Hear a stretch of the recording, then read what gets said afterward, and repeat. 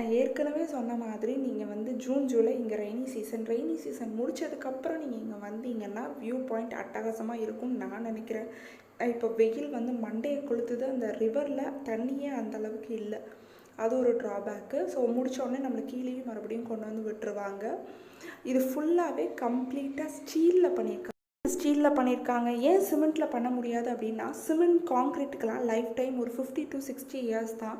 So இது வந்து ஆண்டுகள் தாண்டி நிற்கணும் அப்படிங்கிறதுக்காக இதை வந்து ஸ்டீலில் பண்ணி என்ன பார்க்குறது பார்த்திங்கன்னா, அவருடைய செப்பல் கிட்ட தான். ஆக்சுவலி அங்கே நின்று பார்த்தீங்கன்னா பிரம்மாண்டம் தாங்கவே முடியல, அண்ட் காற்றுமே செமையாக அடிக்குது.